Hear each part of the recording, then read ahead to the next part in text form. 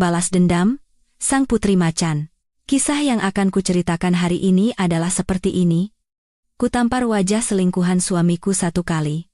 Ia membalasnya dengan mematahkan satu kakiku, lalu melemparkanku ke gudang bawah tanah. Karena itu, aku menelepon ayahku, seorang bapak besar yang sangat berkuasa. Ayah, jangan sisakan satu orang pun di keluarga itu. Ini adalah hari jadi pernikahan kami yang ke-3. Aku ingin memberikan hadiah kejutan untuk Baskara, jadi aku bergegas menyelesaikan pekerjaanku di sebuah pergelaran busana lebih cepat dari jadwal. Saat aku membuka pintu rumah, suara sepatu hak tinggiku menggema jelas di lantai marmer impor. Di ruang tamu, stoking dan pakaian dalam wanita berserakan, dan jejak itu terbentang hingga ke kamar tidur kami di lantai 2. Jantungku mulai berdebar kencang seolah mau copot. Telapak tanganku basah oleh keringat dingin, tapi aku masih cukup bodoh untuk tidak membuang harapan terakhirku. Aku mencoba berpikir mungkin hanya asisten rumah tangga yang sedang membersihkan kamar. Tapi harapan itu hancur seketika saat aku mendengar suara desahan yang familiar dari dalam kamar tidur. "Mas Baskara, kalau istrimu tiba-tiba pulang, bagaimana?" Suara Amelia begitu manis hingga membuatku merinding. "Tenang saja, perempuan itu sedang di Italia. Paling cepat besok lusa baru pulang." Napas Baskara yang terengah-engah terdengar penuh gairah yang belum pernah kudengar sebelumnya. Lagi pula, kalaupun dia pulang, memangnya kenapa? Perempuan udik tanpa asal-usul yang jelas itu toh hidup dari uangku. Aku berdiri gemetar di depan pintu. Amelia, sahabat terdekatku sejak kuliah, sedang bercumbu di ranjangku dengan suamiku. Semua yang telah kukorbankan untuk keluarga ini selama 3 tahun terakhir, di mulut Baskara, ternyata hanyalah dianggap menumpang hidup. Batas kesabaranku putus seketika. Aku mendorong pintu hingga terbuka. Pemandangan mengerikan dari dua tubuh pucat yang saling melilit terpampang di depan mataku. "Kikirana?" Baskara buru-buru melepaskan diri dari tubuh Amelia. Amelia menjerit lalu menarik selimut untuk menutupi tubuhnya, tapi di wajahnya justru tersungging senyum mengejek. "Kirana, dengarkan aku dulu. Ini semua salah paham. Diam." Aku mengayunkan telapak tanganku sekuat tenaga ke pipinya. Wajah Amelia terpaling mengikuti arah tamparan. Hidung hasil operasinya menjadi bengkok, dan sudut bibirnya mengeluarkan darah. "Kirana, kau gila!" Baskara melompat dari tempat tidur dan meninju perutku dengan keras. Rasa sakit membuatku membungkuk, tapi aku masih menggertakkan gigi dan menatapnya tajam. "Baskara, bagaimana bisa kau melakukan ini padaku? Kenapa tidak? Memang pantas kau dapatkan." Ia menjambak rambutku dan menyeretku ke arah tangga. "Kau itu siapa?" "Hah? Cuma desainer rendahan. Bisa menikah dengan keluarga Wijoyo saja sudah merupakan kehormatan bagi keluargamu yang tidak jelas itu. Beraninya kau menampar Amelia. Ayahnya itu direktur utama Nusantara Group." Di tengah rasa sakit seolah kulit kepalaku akan terlepas, aku justru tertawa terbahak-bahak. "Oh, jadi ini alasannya kau berselingkuh. Karena keluarga besarnya lebih kaya dari keluargaku. Begitu? Apa kau lupa siapa yang menemanimu saat kau memulai bisnis dari nol? Tutup mulutmu." Ia mendorongku dengan marah. Aku kehilangan keseimbangan dan terguling menuruni tangga. Kaki kananku menghantam tiang dekorasi di sudut tangga dengan keras. Suara KRAK yang mengerikan terdengar bersamaan dengan rasa sakit luar biasa yang menghantamku hingga pandanganku gelap. "Jangan pura-pura. Bangun." Baskara menuruni tangga lalu menendang kakiku yang cedera. Aku menjerit. Punggungku basah oleh keringat dingin dalam sekejap. "Mas Baskara?" Kakinya sepertinya patah. Amelia, yang hanya berbalut spray, berlari turun. Melihat kondisi kakiku yang bengkok, wajahnya menjadi pucat pasi. Merepotkan sekali. Baskara mengerutkan kening, lalu meraih lenganku, menyeretku menuju gudang bawah tanah. Biar dia menenangkan diri di sana. Biar dia tahu diri sedikit. Aku nyaris pingsan karena kesakitan, tapi aku menggigit bibirku kuat-kuat agar tidak bersuara lagi. Saat dilemparkan ke dalam gudang yang lembab dan gelap, aku mendengar Baskara berkata kepada asisten rumah tangga, "Jangan ada yang memberinya makan atau minum. Biarkan dia merenungi kesalahannya selama 24 jam. Pintu besi yang berat tertutup. Kegelapan menelan segalanya." Aku meringkuk di sudut ruangan. Kaki kananku bengkak hingga tak berbentuk. Rasa sakit membuat kesadaranku akan waktu memudar. Sudah berapa lama waktu berlalu, aku meraba-raba mencari ponsel di tasku. Beruntung, ponselku tidak rusak. Nama kontak di paling bawah, nomor telepon yang tidak pernah kupencet selama 20 tahun terakhir, masih ada di sana. Nama yang kusimpan hanya satu suku kata, ayah. Aku menekan tombol panggil. Setelah 3 kali dering, sebuah suara berat dan berwibawa terdengar. Siapa? Ayah. Suaraku serak seperti gesekan besi. Ini aku, Kirana. Keheningan menyelimuti selama beberapa detik dari seberang sana. Kemudian aku mendengar suara kursi jatuh dan suara panik. Kirana? Anakku? Kau di mana? Apa yang terjadi? Kakiku dipatahkan oleh suamiku. Ayah. Dan aku dikurung di gudang bawah tanah. Setiap kata yang kuucapkan terasa seperti merobek tenggorokanku. Ayah. Tolong aku. Kirim lokasimu. 10 menit lagi ayah sampai. Sebelum panggilan terputus, aku mendengarnya berteriak marah memerintahkan seseorang menyiapkan mobil. Aku mengirimkan lokasiku dengan tangan gemetar, lalu tiba-tiba aku tertawa hingga air mata mengalir. Baskara, si bodoh itu. Dia hanya tahu aku seorang desainer biasa. Tapi dia tak pernah bermimpi siapa ayahku sebenarnya. Ibu baru memberitahuku sebelum beliau meninggal bahwa ayahku adalah Pranoto, bapak besar geng Macan Perkasa, sebuah organisasi gelap yang pengaruhnya tidak hanya di Indonesia, tetapi mencakup seluruh Asia Tenggara. Ibu tidak ingin aku terlibat dengan organisasi itu, karena itu beliau pergi meninggalkannya dan membesarkanku seorang diri. Aku pun menuruti keinginan ibu, bersumpah untuk hidup tanpa bayang-bayang organisasi itu.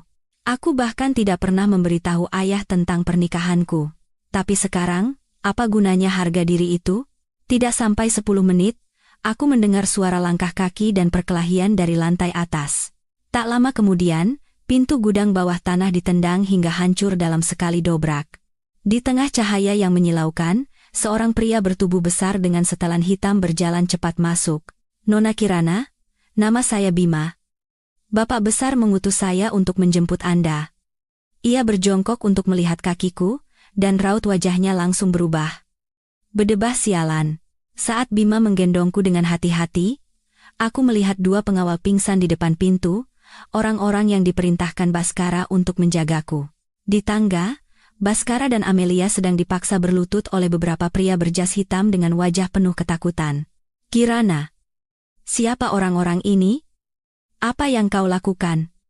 Baskara meronta sambil berteriak. Aku bersandar lemah di bahu Bima dan memberinya senyum berlumuran darah. Kenalkan, ini tangan kanan ayahku. Soal siapa ayahku, sebentar lagi kau akan tahu sendiri. Mas Baskara. Saat Bima menggendongku menuju limosin yang terparkir di depan, aku mendengar jeritan histeris Amelia. Tidak mungkin.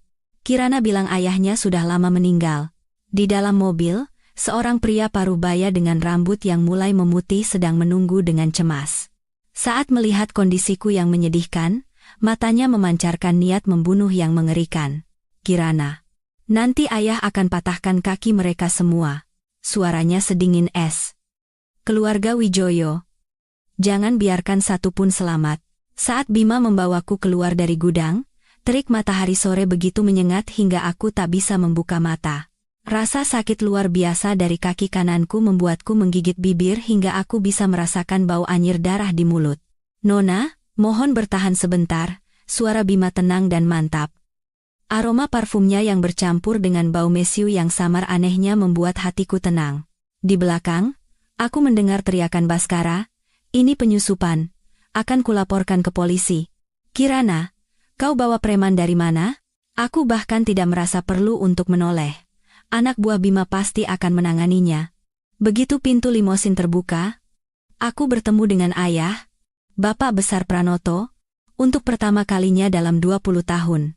Ia tampak lebih tua dari ingatanku, rambutnya sudah banyak beruban, tapi tatapan matanya yang tajam seperti elang tidak berubah sedikit pun.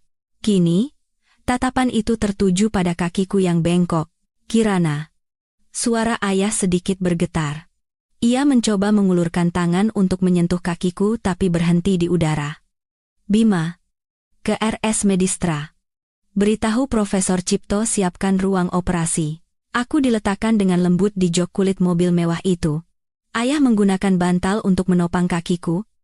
Ia menekan tombol untuk menaikkan sekat kaca antara kursi depan dan belakang. Siapa yang melakukannya? Pertanyaannya singkat, tapi suaranya sedingin es. Suamiku sendiri. Ayah. Aku tertawa getir. Aku memergokinya selingkuh dengan Amelia, sahabatku. Jadinya begini. Tatapan ayah seperti lautan sebelum badai. Terlihat tenang di permukaan, tapi menyembunyikan kekuatan yang bisa menghancurkan segalanya. Ia mengambil ponselnya dan menekan sebuah nomor. Cari tahu semua tentang dua orang ini, Baskara Wijoyo dan Amelia Cahyadi. Amelia Putri Dirut Cahyadi. Jangan sentuh dulu, tunggu perintahku. Ia menutup telepon dan menoleh padaku. Kenapa tidak pernah menghubungi ayah? Setelah ibumu tiada, ayah terus mencarimu. Ibu tidak ingin aku terlibat dengan organisasi, ayah, kataku lemah. Aku kuliah desain, bekerja di perusahaan ternama. Kupikir aku bisa hidup normal. Sudut bibir ayah berkedut. Dan akhirnya bertemu dengan binatang brengsek yang mematahkan kakimu ini. Aku tak bisa berkata-kata. Pemandangan ibu kota melesat di luar jendela mobil. Secepat kehidupan pernikahanku yang bodoh selama 3 tahun terakhir. Di pintu masuk VVIP RS Medistra, sebuah tim medis sudah menunggu, Profesor Cipto. Ahli bedah ortopedi terbaik di Asia, secara pribadi mendorong brankarku ke dalam lift. Ayah memegang tanganku sepanjang jalan hingga aku masuk ke ruang operasi. Tangannya kasar, tapi hangat. Operasi berjalan sukses. Saat aku membuka mata, aku sudah berada di ranjang di kamar rawat inap yang lebih mirip suite hotel bintang 5. Kaki kananku digips dan diangkat tinggi, di luar jendela, pemandangan malam kota Jakarta yang gemerlap. Ayah sedang duduk membaca dokumen di sofa di samping tempat tidur. Di bawah cahaya lampu, profil sampingnya terlihat sangat dingin dan kuat. Ayah. Panggilku pelan. Ia segera meletakkan dokumennya, dan berjalan mendekat. Bagaimana perasaanmu? Profesor Cipto bilang operasinya lancar, tapi kau harus istirahat total selama 2 bulan. Terima kasih, ayah. Aku ragu sejenak, lalu bertanya, Baskara, dan yang lainnya? Bima sudah mengurusnya. Tatapan ayah memancarkan aura dingin. Suamimu itu mengira kita hanya preman pasar, dia berteriak-teriak akan menuntut kita lewat jalur hukum. Aku tertawa, lalu meringis kesakitan karena lukaku terasa nyeri. Baskara, si bodoh itu, dia tidak tahu sedang berurusan dengan siapa.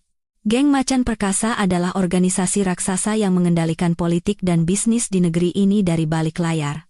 Bahkan pejabat tinggi pemerintah pun tidak berani macam-macam. Kirana, ayah ingin mendengar rencanamu. Ayah duduk di samping tempat tidur dan berbicara pelan. Menurut cara Macan Perkasa, si Baskara itu seharusnya sudah jadi makanan ikan di dasar sungai Ciliwung sekarang. Aku memejamkan mata, teringat saat pertama kali bertemu Baskara 3 tahun lalu. Saat itu, dia adalah seorang pengusaha muda yang baru merintis. Dia menungguku di depan kantor selama sebulan hanya untuk memintaku mendesain logonya. Dia bilang desainku punya jiwa, dan dia belum pernah bertemu wanita seistimewa diriku. Aku akan membuatnya merasakan penderitaan yang lebih pedih dari kematian. Ayah. Suara yang keluar dari mulutku sedingin es. Keluarga Baskara, di permukaan adalah raksasa konstruksi. Tapi di baliknya, mereka kaya dari bisnis lintah darat dan penggusuran ilegal. Aku akan membuat Baskara melihat semua yang ia bangun hancur berkeping-keping di depan matanya, sampai tidak ada yang tersisa. Sama seperti yang ia lakukan padaku.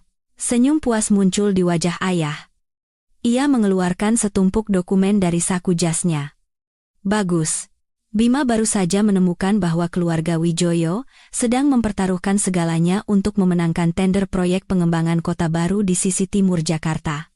Ia membalik dokumen dan menunjuk satu halaman. Dalam dokumen lelang ini, penuh dengan angka-angka yang dimanipulasi. Yang lebih menarik, suamimu itu menggelapkan 30 miliar uang perusahaan untuk dicuci di kasino gelap, tapi dia masih belum bisa menutupi kekurangannya. Aku menerima dokumen itu. Jantungku berdebar kencang. Bukti ini saja sudah cukup untuk mengirim Baskara ke penjara dan membuat saham PT Wijaya Jaya Konstruksi anjlok. Ayah? Beri aku waktu. Aku menarik napas dalam-dalam. Aku akan berpura-pura memaafkannya, kembali ke rumah itu untuk mengumpulkan lebih banyak bukti. Itu terlalu berbahaya. Ayah mengerutkan kening. Aku mohon, Ayah. Aku memegang tangannya. Aku ingin menghancurkan bajingan itu dengan tanganku sendiri. Setelah hening lama, Ayah akhirnya mengangguk. Baiklah, tapi Bima akan menjagamu 24 jam. Ia menekan bel memanggil Bima yang menunggu di depan pintu. Mulai hari ini, hidup saya milik Nona Kirana. Bima berlutut dengan satu kaki dan dengan hormat memberikan sebuah ponsel yang dibuat khusus untukku. Nona, di dalamnya sudah ada nomor langsung saya dan nomor darurat Bapak Besar. Tidak peduli bahaya apapun, cukup tekan tombol merah ini. Dalam 3 menit kami akan tiba. Aku menerima ponsel itu. Bobotnya terasa seperti kunci menuju kehidupan baru. 2 hari kemudian, Baskara muncul di depan kamar rawatku dengan wajah penuh ketakutan. Jasnya kusut, dan di bawah matanya ada lingkaran hitam pekat. Dia pasti tidak tidur berhari-hari. Kirana. Suaranya bergetar. Di tangannya ada seikat bunga anyelir. Aku benar-benar tidak tahu kalau ayahmu adalah Bapak Besar Pranoto. Aku mengubah ekspresiku dan tersenyum lemah seolah memaafkan. Mas Baskara? Aku juga salah. Seharusnya aku tidak menampar Amelia. Baskara segera berlari ke tempat tidurku seolah baru saja menemukan tali penyelamat. Jadi kau sudah memaafkanku? Tentu saja. Mungkin aku sudah gila waktu itu. Semuanya karena si Amelia itu yang menggodaku. Aku tidak akan melakukannya lagi, aku bersumpah. Aktingnya yang payah membuatku ingin memuntahkan sarapanku. Tapi drama harus terus berjalan.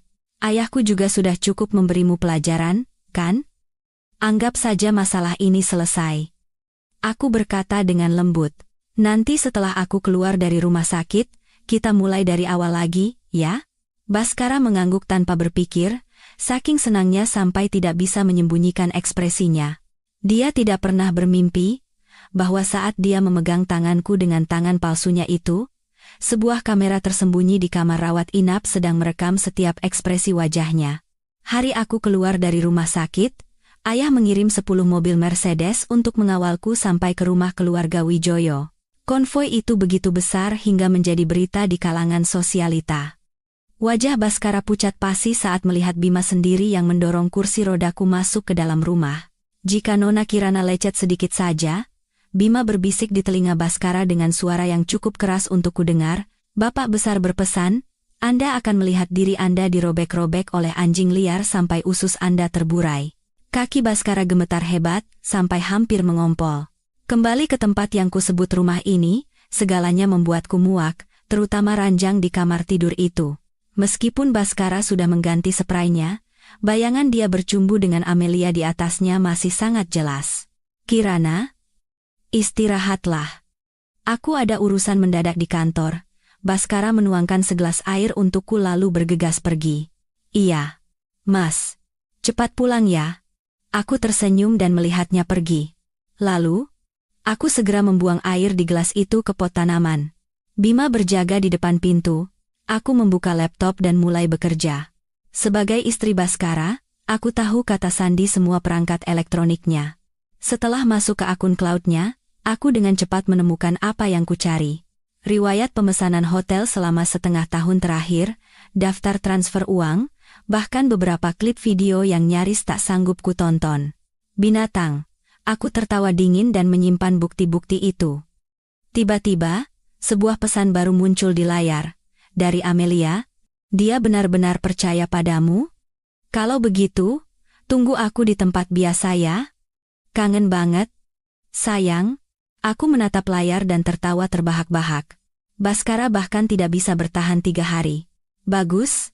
Dengan begini, balas dendamku akan lebih menyenangkan. Aku mengambil ponsel khususku dan menelepon ayah. Ayah?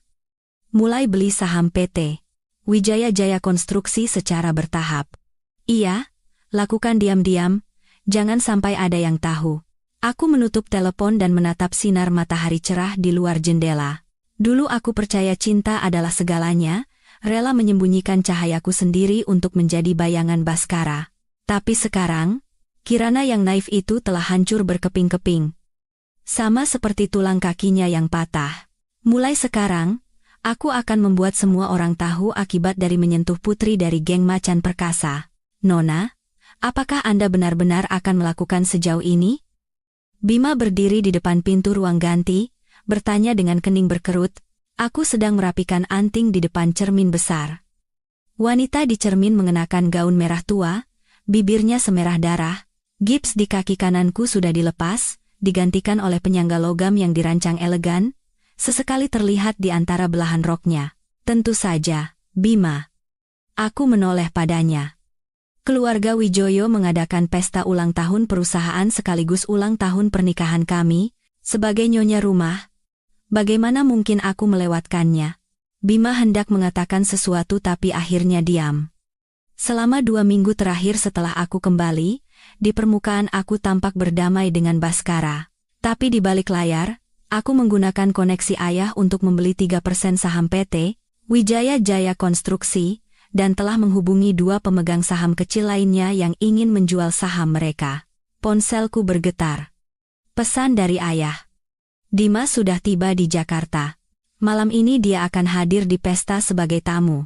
Dia membawa apa yang kau butuhkan. Sudut bibirku sedikit terangkat. Dimas, putra dari teman lama ayah dan seorang jenius keuangan dari Wall Street. Dia adalah manajer semua investasi legal geng macan perkasa. Dengan bantuannya, rencanaku akan semakin mulus. Nona, mobil sudah siap. Bima menyerahkan sebuah flash drive perak. Video yang Anda minta sudah siap. Aku menyimpan flash drive itu di dalam clutchku. Sentuhan dingin logamnya memantulkan cahaya lampu. Sama seperti perasaanku saat ini. Pesta perayaan ulang tahun PT Wijaya Jaya Konstruksi dan hari jadi pernikahan kami diadakan di Hotel Mulia Senayan, Jakarta. Begitu aku menggandeng lengan Baskara dan melangkah masuk ke dalam ballroom, ratusan pasang mata langsung tertuju pada kami. Tatapan penuh rasa ingin tahu, keheranan, dan sebagian besar adalah antisipasi, seolah akan menyaksikan pertunjukan yang menarik. Gosip tentang menantu keluarga kaya yang memergoki suaminya berselingkuh dengan sahabatnya telah menyebar luas di kalangan sosialita. Kirana, kau cantik sekali malam ini, Baskara berbisik di telingaku. Napas hangatnya di leherku membuatku mual. Aku menahan rasa jijik dan memberinya senyum lebar. Tentu saja, Mas. Ini kan acara penting. Mana mungkin aku membuatmu malu? Baskara menghela napas lega. Sikapku yang lembut dan pengertian selama 2 minggu terakhir, bahkan sampai membujuk ayah untuk memaafkannya, pasti telah membuatnya yakin bahwa aku sudah melupakan segalanya. Pria bodoh, ayah dan ibu mertuaku datang dengan senyum yang sangat dipaksakan. Setelah mengetahui statusku yang sebenarnya, sikap pasangan egois ini berubah 180 derajat. Kirana. Sayang. Bagaimana kakimu? Ayah mertuaku berkata sambil menggosok-gosok tangannya. Baskara itu memang masih kekanak-kanakan. Terima kasih ya, nak. Sudah mau mengerti. Aku menjawab dengan senyuman lalu menyapukan pandanganku ke seluruh ruangan. Tak lama, aku menemukan Amelia berdiri di dekat menara sampanye. Ia mengenakan gaun renda putih, terlihat seperti kue pengantin murahan. Ia menatapku dengan tatapan penuh kebencian. Aku mau menyapa teman lama dulu ya. Aku melepaskan lengan Baskara dan berjalan menghampiri Amelia dengan bantuan tongkat penyangga. Wajah Amelia pucat pasi dan secara naluriah mundur selangkah. Amelia, lama tidak bertemu.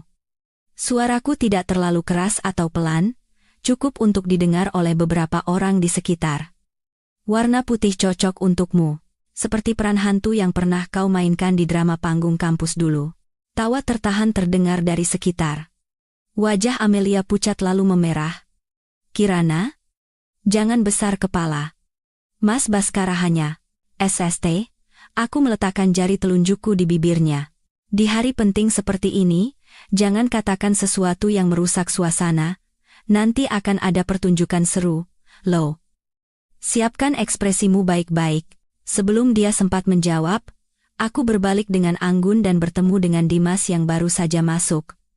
Ia mengenakan setelan biru navy yang dijahit sempurna, tatapan di balik kacamata berbingkai emasnya setajam elang. Nona Kirana, senang akhirnya bisa bertemu. Ia mencium punggung tanganku dengan lembut. Bapak besar sering sekali membanggakan putrinya. Tuan Dimas, aku tersenyum. Setelah acara ini, apakah Anda punya waktu untuk bicara sebentar? Suatu kehormatan bagi saya. Kami membuat janji tanpa perlu banyak kata dan kemudian berpisah. Pesta dimulai secara resmi.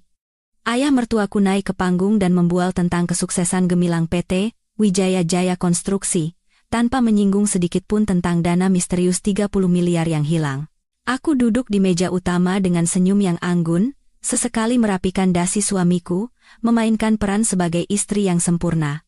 Terakhir, saya ingin berterima kasih atas pengertian dan kebaikan hati menantu saya, Kirana. Ayah mertuaku tiba-tiba menyebut namaku. Anak muda pasti pernah berbuat salah. Yang terpenting adalah keharmonisan keluarga. Mari kita bersulang untuk pasangan yang serasi ini. Semua orang mengangkat gelas.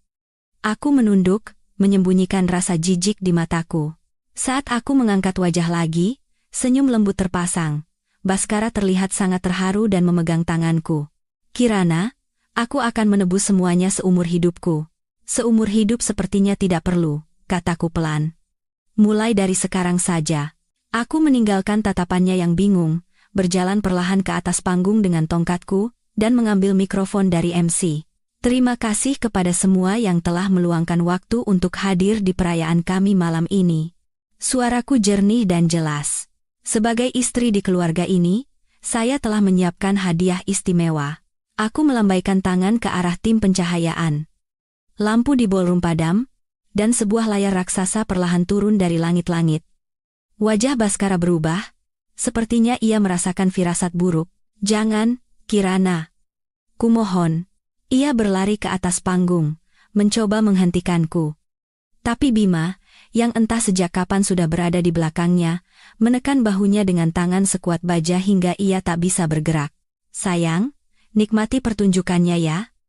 Aku menekan tombol remote. Di layar beresolusi tinggi, muncul gambar Baskara dan Amelia sedang bercumbu di ranjang pernikahan kami dengan sangat jelas, lengkap dengan suara-suara yang tidak pantas.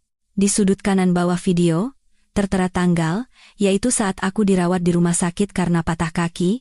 Mereka bahkan tidak bisa menunggu 3 hari. Ballroom menjadi riuh seperti pasar. Amelia menjerit dan berlari ke arah pintu keluar tapi dihadang oleh pengawal. Ayah mertuaku wajahnya menghitam, sementara ibu mertuaku pingsan. Ini baru permulaan. Aku mengganti layar. Di layar kini muncul daftar transaksi bank dan rekaman CCTV dari sebuah kasino.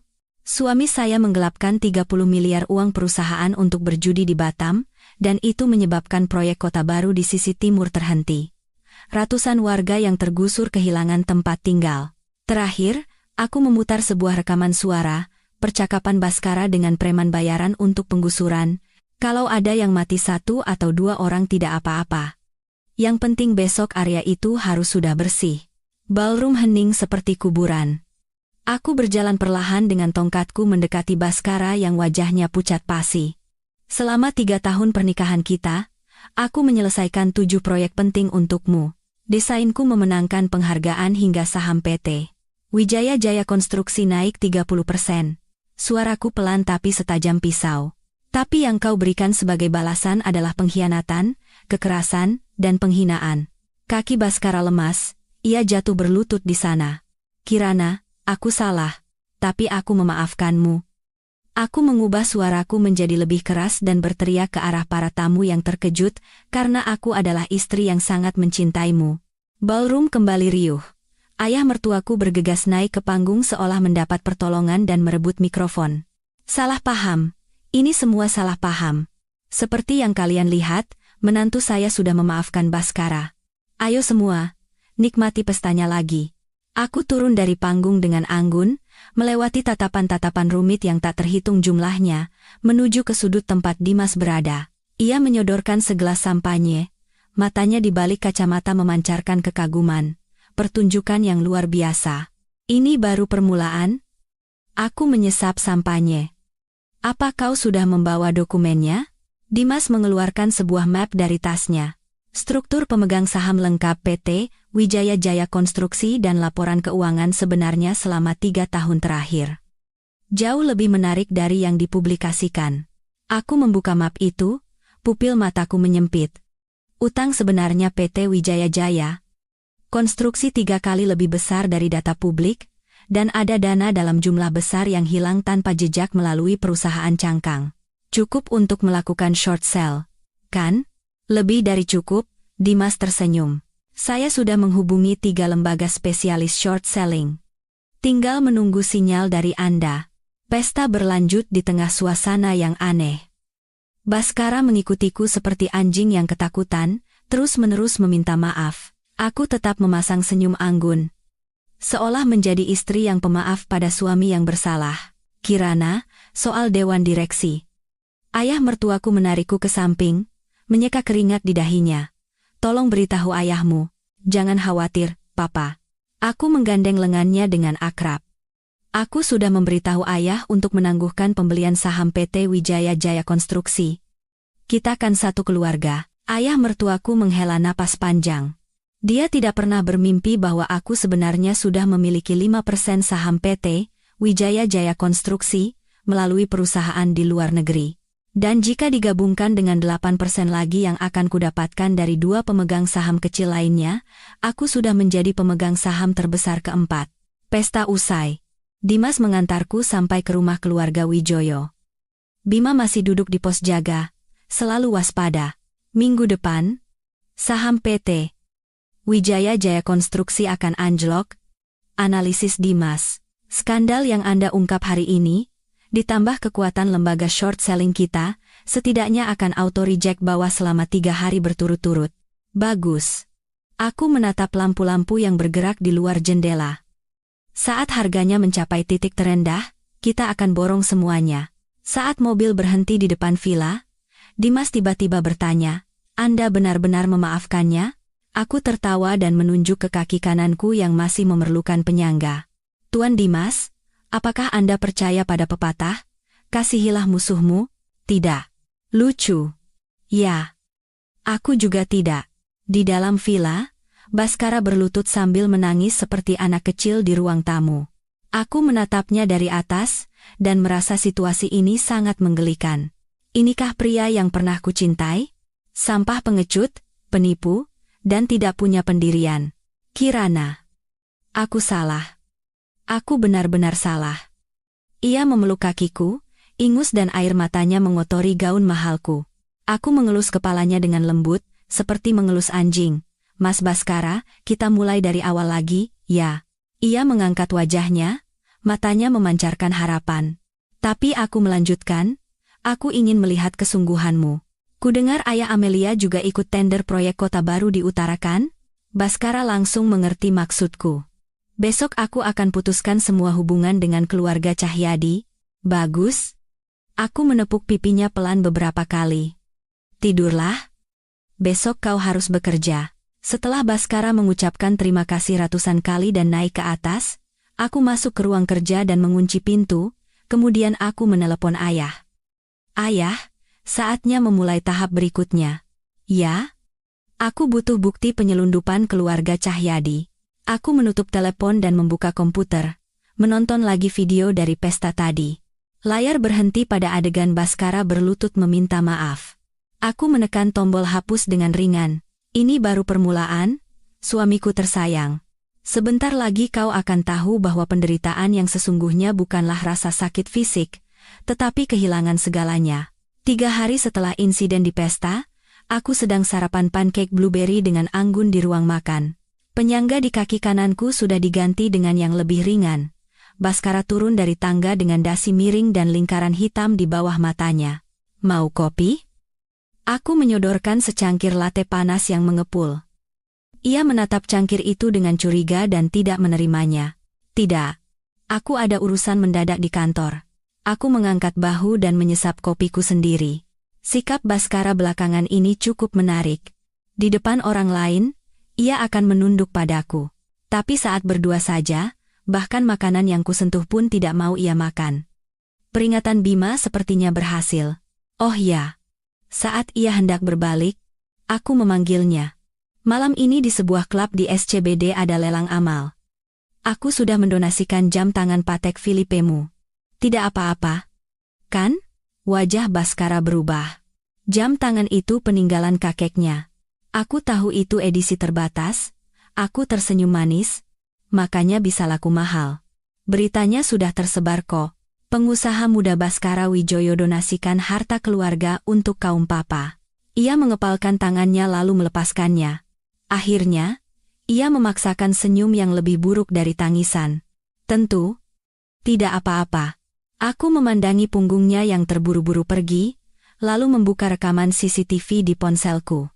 Baskara masuk ke mobil dan langsung menelepon dengan panik. Mungkin sedang curhat dengan Amelia. Setelah skandal mereka kubongkar, keduanya sepertinya memutuskan kontak.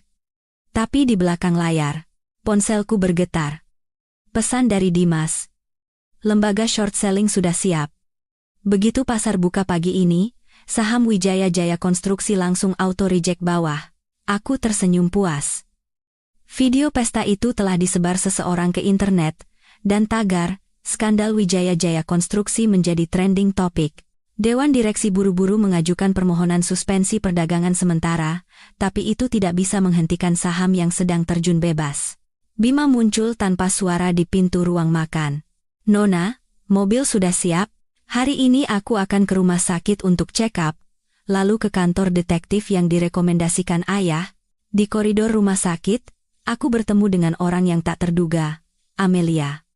Ia keluar dari poli kandungan dengan hati-hati, wajahnya tertutup kacamata hitam dan masker. Aku cepat-cepat bersembunyi di sudut dan diam-diam memotret kwitansi yang ia terima. Hasil tes kehamilan? Positif. Aku memperbesar foto itu dan tidak bisa menahan tawa. Sepertinya malam itu Baskara berlutut bukan tanpa hasil. Benar-benar ada janin yang tumbuh di rahim Amelia. Setelah check up, aku meminta Bima mengantarku ke sebuah kantor tua di pinggiran kota, lift naik ke lantai paling atas. Saat pintu terbuka, aku melihat sebuah kantor yang penuh dengan peralatan elektronik. Seorang pria kurus berkemeja flanel, sedang menatap 6 monitor sekaligus. Nona Kirana. Nama saya Eko, katanya tanpa menoleh. Barang yang diminta Bapak Besar sudah ada semua di sini. Eko memutar beberapa file video CCTV. Dalam video, terlihat Baskara dan Amelia sedang bersenang-senang di sebuah motel di pinggiran kota. Baru kemarin siang, ada yang lebih menarik. Eko mengganti layar. Muncul foto Direktur Cahyadi, ayah Amelia, dan Direktur Wijoyo, ayah Baskara, sedang bertemu diam-diam di sebuah restoran mewah. Mereka berdua rutin bertemu di sini setiap tanggal 15. Setidaknya sudah 5 tahun. Aku menyipitkan mata. Bisa rekam percakapan mereka? Itu agak sulit. Eko menggaruk kepalanya. Restoran itu keamanannya sangat ketat. Pakai ini. Aku mengeluarkan pulpen dari tas yang diberikan ayah. Lain kali mereka bertemu, suap salah satu pelayan dan selipkan ini di dekat Direktur Cahyadi. Mata Eko berbinar. Ini kan alat penyadap model terbaru? Tidak kusangka Bapak Besar bisa mendapatkan barang seperti ini. Aku meninggalkan kantor detektif dan menelepon ayah. Ayah? Amelia hamil. Tidak. Jangan lakukan apa-apa dulu. Anak itu mungkin bisa berguna. Oh ya? Direktur Cahyadi dan Papa mertua juga rutin bertemu. Ada yang mencurigakan. Di seberang sana hening sejenak. Kirana, hubungan antara keluarga Cahyadi dan Wijoyo mungkin lebih rumit dari yang kau kira. 20 tahun yang lalu. 20 tahun yang lalu? Ada apa 20 tahun yang lalu? Saat aku mendesaknya, ayah berbicara dengan nada ragu yang jarang terdengar. Nanti ayah selidiki dulu. Malam ini di pesta, hati-hati dengan si Amelia itu. Aku menutup telepon dan tenggelam dalam pikiran. Ayah pasti menyembunyikan sesuatu, dan instingku mengatakan ini ada hubungannya dengan ibuku. Malam harinya, aku berganti gaun dari koleksi terbaru Chanel dan meminta penata rias mendandaniku dengan konsep wanita cantik yang rapuh, terlihat anggun sekaligus menyedihkan. Bima menyerahkan sebuah kotak perhiasan. Dari Bapak Besar. Di dalamnya ada kalung berlian dengan mutiara hitam langka sebagai liontinnya. Aku ingat pernah melihat kalung ini di foto ibu. Apa aku perlu masuk bersamamu, Nona? Tidak. Kau tunggu di mobil saja. Aku menyentuh mutiara hitam di leherku. Drama malam ini, aku bisa menanganinya sendiri. Pesta lelang amal klub sosialitas selalu menjadi acara penting. Begitu aku melangkah masuk, aula yang tadinya riuh mendadak hening. Tak lama kemudian, bisik-bisik terdengar dari segala penjuru. Itu menantu Wijoyo, ayahnya Godfather yang menguasai Asia. Si Baskara itu benar-benar buta, meninggalkan wanita seperti itu demi Amelia. Aku pura-pura tidak mendengar dan berjalan ke kursi yang dipesan di barisan depan. Begitu aku duduk, aroma parfum yang menyengat tercium. Kirana. Lama tidak bertemu. Amelia sudah berada di sampingku entah sejak kapan. Ia mengenakan gaun putih dan sengaja menonjolkan perutnya yang sedikit buncit. Kakimu belum sembuh juga? Kasihan sekali. Aku tersenyum dan melirik perutnya. Sudah 3 bulan, ya? Hamil muda harus hati-hati. Wajah Amelia sedikit berubah. Ia tidak menyangka aku tahu tentang kehamilannya. Mas Baskara sangat senang dengan bayi ini, ia merendahkan suaranya, matanya memancarkan kedengkian. Setelah bayi ini lahir, dia akan menceraikanmu. Oh ya? Aku mengeluarkan tablet dari clutchku dan memutar sebuah file video. Lalu percakapan kemarin siang ini bagaimana? Di video, Baskara sedang mengacak-acak rambutnya dengan frustrasi. Kenapa harus hamil sekarang? Ayahku melarangku bertemu denganmu. Saham perusahaan juga anjlok. Kalau si gila itu tahu aku masih menghubungimu, habislah aku. Wajah Amelia pucat pasi. Kakao. Bagaimana bisa? Tirai kamar 308 di motel itu tidak kau tutup dengan benar. Aku menghela napas pelan. Mau selingkuh saja tidak profesional. Sahabatku, para tamu di sekitar, meskipun tidak mengerti percakapan kami, kondisi Amelia yang hampir pingsan menarik perhatian mereka. Aku berdiri dan sengaja berbicara dengan suara keras. Amelia, kau kelihatannya tidak sehat. Perlu kupanggilkan dokter? Kau kan sedang hamil. Apa? Amelia hamil? Pasti anak Baskara. Tidak tahu malu. Bisik-bisik terdengar seperti ombak. Amelia terkejut hingga menginjak gaunnya sendiri dan jatuh dengan elegan di depan semua orang. Saat ia bangkit dengan susah payah, gaun putihnya ternoda oleh darah segar. Ah, anakku! Ia menjerit histeris. Aku memandang adegan itu dengan tatapan dingin, lalu menelepon ambulans. Drama malam ini lebih menarik dari yang kukira. Amelia tidak hanya dipermalukan, tapi juga membongkar kehamilannya sendiri. Besok, wartawan infotainment pasti punya banyak bahan tulisan. Sebelum ambulans datang, aku bahkan sempat menelepon Baskara untuk Amelia. Reaksi pertama Baskara saat mendengar selingkuhannya keguguran sangat mengejutkan. Sialan! Kalau begini ayah pasti akan membunuhku. Mendengar itu, Amelia langsung pingsan. Aku bahkan tidak ikut acara lelang. Saat kembali ke rumah keluarga Wijoyo, Baskara sedang mengamuk di ruang kerja. Begitu aku masuk, ia berlari ke arahku dengan mata memerah. Apa yang kau lakukan padanya? Aku mengedipkan mata dengan polos. Semua orang lihat dia jatuh sendiri. Justru kata-katamu di motel itu yang sangat menyentuh. Baskara terdiam seolah disambar petir. Kau memata-mataiku? Itu tidak penting. Aku duduk dengan anggun. Yang penting, aku sudah memutuskan untuk merelakan kalian berdua. Ayo kita bercerai. Aku melontarkan kata itu dengan ringan. Pernikahan palsu seperti ini sudah membuatku muak. Mata Baskara memancarkan kegembiraan sesaat, lalu berubah menjadi curiga. Syaratnya? Demi hubungan kita, aku hanya akan mengambil apa yang seharusnya menjadi milikku. Aku membentangkan dokumen yang sudah kusiapkan. Rumah ini jadi milikku, dan transfer 5% saham perusahaan padaku. Tidak mungkin. Baskara berdiri. Rumah ini harganya 80 miliar. Saham? Jangan mimpi. Aku menghela napas dan mengeluarkan setumpuk foto dari laci. Kalau begitu, besok foto-foto ini mungkin akan terkirim ke semua media. Di foto-foto itu, Baskara sedang mesra dengan setidaknya 3 wanita lain, bukan hanya Amelia. Yang lebih mengejutkan adalah foto-foto saat ia berjudi di Batam dan bergaul dengan preman lokal. Kau. Wajah Baskara pucat pasi. Aku beri waktu 3 hari untuk berpikir. Aku menyimpan foto-foto itu. Oh ya. Meskipun Amelia kehilangan bayinya, ayahmu pasti senang. kan? Beliau kan sangat tidak suka dengan keluarga Cahyadi. Baskara mengangkat wajahnya. Bagaimana kau tahu ayahku tidak suka keluarga Cahyadi?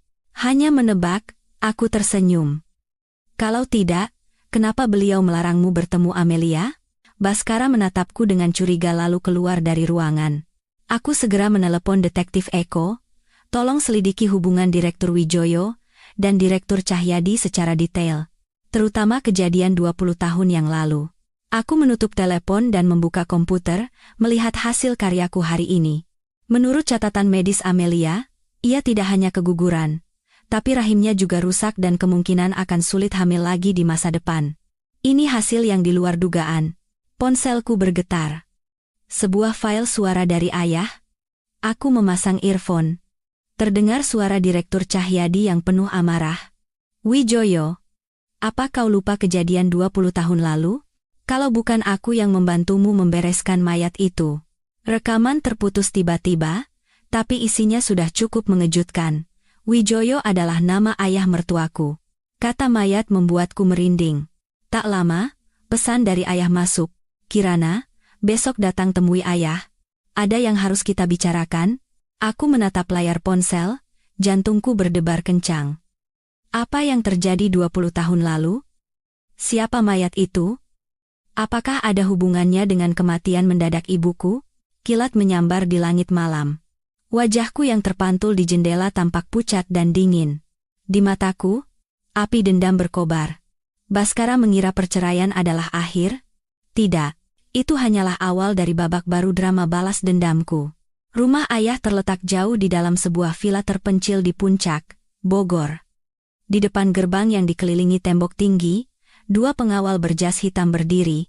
Sepanjang perjalanan yang disopiri Bima, aku terus memikirkan rekaman suara itu, membereskan mayat. 4 kata itu seperti duri di dalam hatiku. Nona, kita sudah sampai, kata Bima pelan. Aku menarik napas dalam-dalam dan membuka pintu mobil. Ayah sedang berlatih tai chi di taman. Setiap gerakannya mantap dan bertenaga. Sulit dipercaya ini adalah pria berusia 60-an. Kirana. Ia berhenti dan memberi isyarat agar aku mengikutinya masuk. Kakimu sudah baik kan? Sudah bisa berjalan tanpa tongkat, ayah. Aku mengikutinya ke ruang kerja. Aroma cerutu dan kulit yang khas tercium. Ruang kerja ini masih sama seperti dalam ingatanku, bahkan vas keramik hijau kesayangan ibu masih ada di tempatnya. Ayah mengeluarkan sebuah amplop coklat dari brankas. Wajahnya terlihat berat. 25 tahun yang lalu, saat ibumu meninggalkan ayah, dia sedang mengandungmu. Aku tahu. Ayah. Aku mengangguk. Tapi kau mungkin tidak tahu kenapa dia pergi. Ayah mengeluarkan sebuah foto lama dan meletakkannya di depanku. Lihat orang ini. Di foto itu, ayah mertuaku saat masih muda bersama seorang pria asing, berpose di depan sebuah lokasi konstruksi. Keduanya memegang gelas sampanye, dan di belakang mereka ada spanduk bertuliskan upacara peletakan batu pertama proyek Wijoyo. Pria asing itu merangkul ayah mertuaku dan tersenyum lebar. Siapa ini? Aku mengerutkan kening. Cahyono? Adik dari Cahyadi? Suara ayah sedingin es. Dan dialah pembunuh ibumu? Tanpa sadar, aku menancapkan kuku ke telapak tanganku. Apa yang sebenarnya terjadi? Saat itu, Wijoyo dan keluarga Cahyadi bekerja sama dalam bisnis properti dan melakukan penggusuran ilegal. Dalam prosesnya, ada korban jiwa. Si Cahyono itu memukuli seorang warga yang protes sampai mati. Ayah mengeluarkan dokumen lain. Ibumu kebetulan memotret buktinya dan mencoba melapor ke polisi. Di dalam dokumen itu ada beberapa foto buram. Cahyono memegang pipa besi, dan di tanah tergeletak seorang warga berlumuran darah. Tanggal di foto itu adalah seminggu sebelum ibu meninggal. Cahyono tahu dan mendatangi tempat ibumu. Suara ayah sedikit bergetar. Saat ayah tiba, semua sudah terlambat. Aku menatap foto-foto itu. Fakta bahwa ibuku meninggal karena kecelakaan jatuh dari gedung saat aku berusia 5 tahun. Ternyata seburuk ini. Polisi saat itu cepat-cepat menutup kasus karena tekanan dari keluarga Wijoyo dan Cahyadi. Lalu bagaimana dengan Cahyono? Suaraku serak seperti gesekan besi. Mati, ayah tertawa sinis. 3 hari setelah pemakaman, dia kecelakaan mobil. Aku mengangkat wajah. Tatapan ayah mengatakan itu bukan kecelakaan. Wijoyo dan Cahyadi menutupi segalanya. Ayah menyimpan dokumen-dokumen itu. Ayah mengumpulkan bukti bertahun-tahun, tapi mereka sudah terlalu mengakar di dunia politik dan bisnis. Sampai kau menikah dengan Baskara. Ayah sengaja diam agar aku tahu sendiri kebenarannya, kan? Ayah tidak ingin kau dibutakan oleh dendam. Ayah menghela napas. Tapi sekarang, kau punya alasanmu sendiri untuk membalas. Aku berdiri dan berjalan ke jendela. Rumpun bambu bergoyang ditiup angin, seperti bisikan arwah yang tak terhitung jumlahnya. Ibu yang begitu lembut, yang mengajariku menggambar, harus mati sekejam ini, ayah. Mereka harus membayarnya dengan darah. Aku berbalik, suaraku anehnya sangat tenang. Bukan hanya Baskara, tapi seluruh keluarga Wijoyo dan Cahyadi. Mata ayah memancarkan kepuasan. Sudah punya rencana? Pertama, kita adu domba mereka. Aku membuka ponsel, melihat laporan yang baru dikirim Dimas. Besi berkualitas rendah yang digunakan di proyek Kota Baru sisi timur milik Wijaya Jaya Konstruksi dipasok oleh perusahaan cangkang yang dikelola oleh Direktur Cahyadi. Mata ayah berbinar. Kau mau membuat kedua keluarga itu saling serang. Media sudah siap. 1 jam lagi, berita krisis bangunan runtuh di proyek Kota Baru akan menjadi berita utama di koran ekonomi. Aku melihat jam tanganku. Ayah menuangkan segelas whisky untukku. Di pihak Cahyadi, ayah sudah memerintahkan bea cukai untuk memeriksa kontainer selundupannya. Malam ini akan digerebek, gelas kami beradu. Dentingnya nyaring. Saat ini, aku telah mewarisi tekad ayah. Bukan lagi wanita bodoh yang hanya bisa menangis dalam sangkar pernikahan. Saat meninggalkan rumah, Bima menyerahkan sebuah amplop. Nona, ini dokumen internal Wijaya Jaya Konstruksi yang didapatkan Eko. Aku membaca dokumen rahasia itu dan tersenyum. Penggelapan uang yang dilakukan Baskara lebih parah dari yang kukira. Ia tidak hanya menghabiskannya untuk berjudi, tapi juga memalsukan notulen rapat direksi dan diam-diam menjaminkan aset utama perusahaan. Bima, tidak perlu kembali ke markas. Kita ke kantor pusat Wijaya Jaya Konstruksi. Aku berubah pikiran. Saatnya menemui suamiku tersayang. Di ruang rapat lantai teratas gedung kantor pusat Wijaya Jaya Konstruksi, sedang berlangsung rapat Dewan Direksi Darurat. Aku mendengarkan isi rapat secara real-time melalui tikus yang dikirim ayah untuk menyusup. Masalah gedung di proyek Kota Baru itu hanya kecelakaan. Media saja yang melebih-lebihkan. Suara Baskara terdengar dari earphone. Dia tampak panik. Yang paling mendesak sekarang adalah menstabilkan harga saham. Tuan Baskara, masalahnya bukan hanya media. Terdengar suara seorang pria tua. Bapak Ginting, salah satu direktur senior. Laporan hasil audit keamanan yang baru keluar menyatakan semua material itu tidak memenuhi standar. Dan pemasoknya adalah perusahaan afiliasi dari Nusantara Group. Bagaimana Anda menjelaskan ini? Saya tidak tahu menahu soal itu. Itu urusan bagian pengadaan. Baskara terdengar terkejut. Manajer pengadaan itu, sepupu Anda, kan? Kata Bapak Ginting dingin. Dewan Direksi meminta audit penuh, termasuk soal dana 30 miliar yang Anda gunakan. Terdengar suara gelas pecah dari earphone, diikuti teriakan Baskara. Aku melepas earphone dan naik lift ke lantai atas dengan suasana hati yang baik. Saat aku membuka pintu ruang rapat, semua direktur menoleh. Baskara berdiri di depan meja utama, wajahnya menghitam, dasinya miring seperti ayam aduan yang kalah. Maaf mengganggu rapat, aku tersenyum dan berjalan ke kursi direksi yang kosong. Kursi itu adalah hakku dari kepemilikan saham melalui perusahaan cangkang ayah. Sebagai pemegang saham, saya ingin mendengar rencana penanganan proyek Kota Baru sisi timur. Mata Baskara melotot seolah mau keluar. Bagaimana bisa kau? Nyonya Kirana, Anda mungkin belum tahu, Bapak Ginting berdiri dan menyapaku. Hasil investigasi awal menunjukkan insiden ini disebabkan oleh masalah material, dan pemasok yang terlibat memiliki hubungan erat dengan Nusantara Group. Wah, kebetulan sekali, aku berpura-pura terkejut. Ayah saya baru saja dapat info kalau malam ini Bea Cukai akan menggerebek gudang selundupan Nusantara Group. Ruang rapat menjadi riuh. Para direktur saling berbisik, beberapa mengeluarkan ponsel. Wajah Baskara pucat pasi. Dia pasti tahu lebih baik dari siapapun kesepakatan kotor apa yang ada antara perusahaannya dan Nusantara Group. Bapak-bapak sekalian, kataku dengan suara keras. Saya mengusulkan untuk membentuk tim investigasi independen untuk memeriksa semua transaksi antara perusahaan kita dengan Nusantara Group. Dan mengingat kondisi wakil direktur Baskara yang tidak stabil belakangan ini, saya usulkan untuk menonaktifkannya sementara. Wanita gila. Baskara berlari ke arahku hendak menyerang, tapi dihadang oleh pengawal. Tenang, sayang, kataku lembut. Ini demi kebaikanmu. Coba bayangkan, kalau semua utang judimu, dokumen palsu, dan surat penjaminan aset perusahaan itu terbongkar. Napas Baskara tercekat, seperti ayam yang dicekik. Dia sepertinya baru sadar bahwa kartu di tanganku bukan hanya bukti perselingkuhannya. Dewan direksi menyetujui usulanku dengan suara mayoritas. Saat aku meninggalkan gedung, langit berwarna merah seperti darah. Sama seperti nasib kota ini yang akan segera berubah. Ponselku bergetar. Pesan dari Dimas. Short sale berhasil. Saham Wijaya Jaya Konstruksi anjlok 60%. Sudah berhasil membeli 11% saham yang beredar di pasar. Tak lama, pesan dari ayah masuk.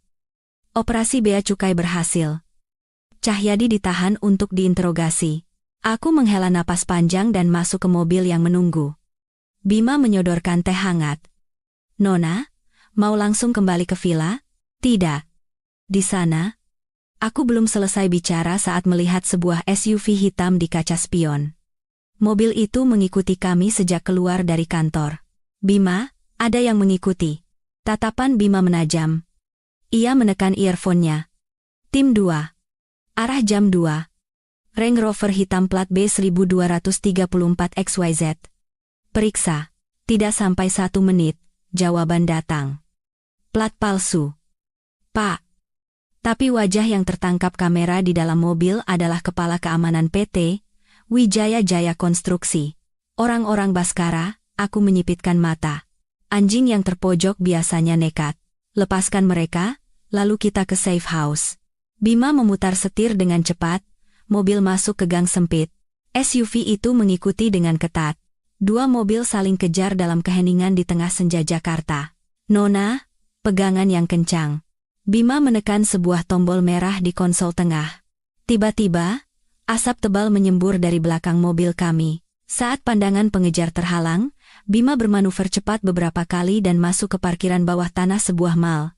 Kami berganti ke mobil lain yang sudah disiapkan dan keluar dengan santai dari pintu keluar lain. Melalui kaca spion, aku melihat SUV itu masih berputar-putar di pintu masuk parkiran. Baskara mulai mencurigai Anda, Nona. Suara Bima terdengar lebih tegang. Perlu saya minta Bapak Besar mengirim orang untuk membereskannya? Tidak perlu. Aku tertawa sinis. Kita harus membuat Baskara sadar bahwa aku bukan lawan yang mudah. Safe house itu adalah sebuah apartemen rahasia yang disiapkan ayah di kawasan SCBD. Begitu masuk, aku langsung membuka laptop dan memeriksa situasi terbaru. Berita ekonomi penuh dengan skandal PT Wijaya Jaya Konstruksi. Di media sosial, tagar Wijaya Jaya Konstruksi proyek gagal viral. Yang lebih menarik, gosip penangkapan Direktur Cahyadi oleh Bea Cukai menyebar dengan cepat. Ada rumor bahwa yang diselundupkan bukan hanya barang bermerek, tapi juga narkoba dan senjata. Situs web Nusantara Group ditutup, dan sahamnya disuspensi. Telepon berdering. Baskara. Aku membiarkannya berdering belasan kali sebelum mengangkat. Kirana. Ini semua perbuatanmu, kan? Suaranya serak seperti gesekan besi. Latar belakangnya terdengar seperti di bar. Aku tidak mengerti apa yang kau bicarakan, sayang. Aku menyalakan speaker dan terus memeriksa dokumen. Jangan pura-pura bodoh. Dewan direksi, saham, keluarga Cahyadi, ini semua ulahmu. Apa maumu sebenarnya? Ia berteriak histeris. Hanya ingin merasakan bagaimana rasanya saat kau kehilangan segalanya. Suaraku sepelan bisikan. Sama seperti yang kau lakukan padaku. Di seberang sana hening sejenak, lalu terdengar suara gelas pecah dan teriakan Baskara. Lihat saja. Kau iblis. Aku akan membuatmu lebih menderita dari kematian. Panggilan diputus dengan kasar. Aku menggelengkan kepala dan menelepon Dimas. Terus beli saham Wijaya Jaya Konstruksi. sambil sebarkan rumor bahwa Direktur Cahyadi akan menjual semua sahamnya untuk membayar denda kasus penyelundupan. Sedang dilakukan, Dimas tertawa. Dan saya baru tahu. Ternyata Direktur Wijoyo punya rekening rahasia di Swiss. Selama 5 tahun terakhir, ada uang masuk setiap bulan, dan penerimanya adalah Amelia. Informasi tak terduga ini membuatku mengangkat alis. Ayah mertua mengirim uang ke Amelia setiap bulan? Kenapa? Tolong periksa keterangan di setiap transfer. Dan siapkan rencana selanjutnya. Kita harus memberikan hadiah besar di pesta ulang tahun Direktur Wijoyo. Aku menutup telepon dan berjalan ke jendela. Malam ini gelap seperti tinta, tapi lampu dari gedung PT Wijaya Jaya Konstruksi masih menyala terang. Tapi saat matahari terbit besok, pemilik gedung itu mungkin sudah berganti. Baskara pikir dengan mematahkan satu kakiku masalah selesai? Tidak, yang akan kupatahkan adalah tulang punggung keluarga Wijoyomu. Malam sebelum pesta ulang tahun ke-60 Direktur Wijoyo, aku sedang mencoba gaun di depan cermin. Gaun berwarna sampanye itu menonjolkan pinggangku yang ramping. Di kaki kananku, kini hanya tersisa bekas luka samar. Bima mengetuk pintu dan masuk, membawa sebuah kotak perhiasan beludru dari bapak besar. Katanya akan cocok dengan gaun besok. Di dalamnya ada kalung berlian dengan berlian merah langka sebagai pusatnya, memancarkan kilau darah. Aku ingat perhiasan ini.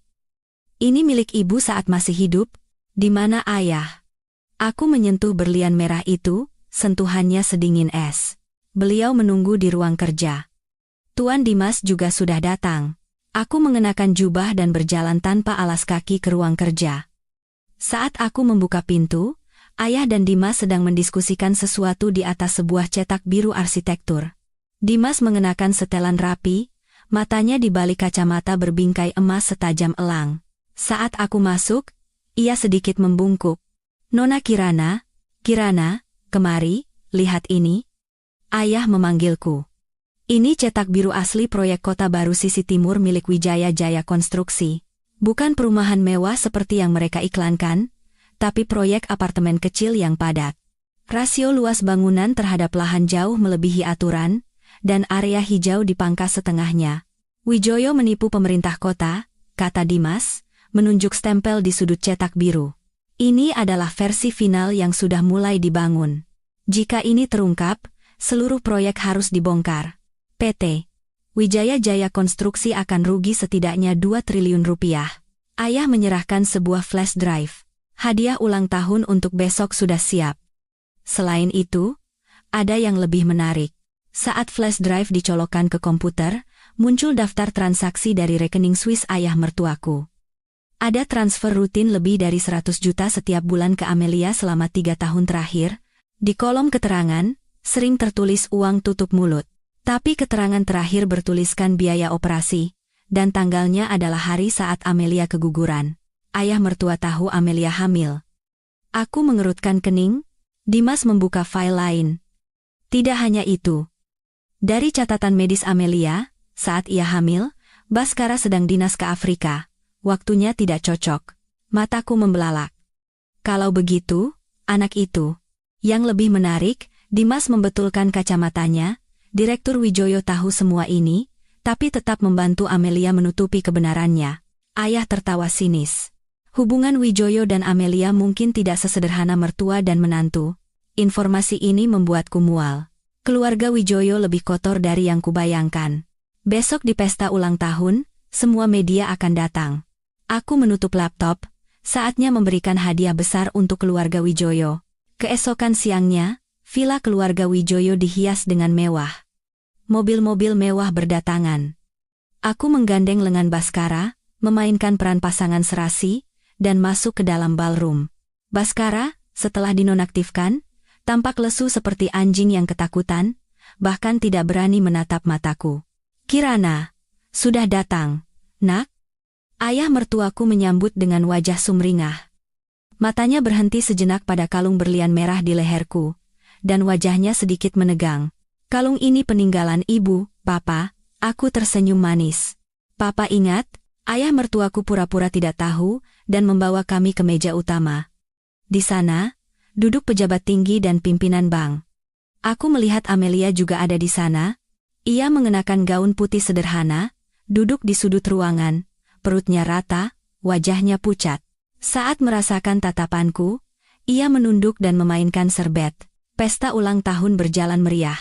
Ayah mertuaku naik ke panggung dan membual tentang kesuksesan PT Wijaya Jaya Konstruksi. Sama sekali tidak menyinggung skandal terbaru. Tepuk tangan riuh, seolah masalah saham anjlok dan gedung retak beberapa hari lalu tidak pernah terjadi. Terakhir, saya ingin berterima kasih atas pengertian dan kebaikan hati menantu saya, Kirana. Ayah mertuaku mengangkat gelasnya. Tepuk tangan kembali bergemuruh. Aku berdiri dengan anggun dan berjalan ke atas panggung. Baskara mencoba menarik ujung gaunku dari bawah meja, tapi aku berhasil menghindar. Papa terlalu memuji. Aku mengambil mikrofon. Sebagai menantu di keluarga ini, saya juga sudah menyiapkan hadiah ulang tahun yang istimewa. Aku memberi isyarat pada Dimas.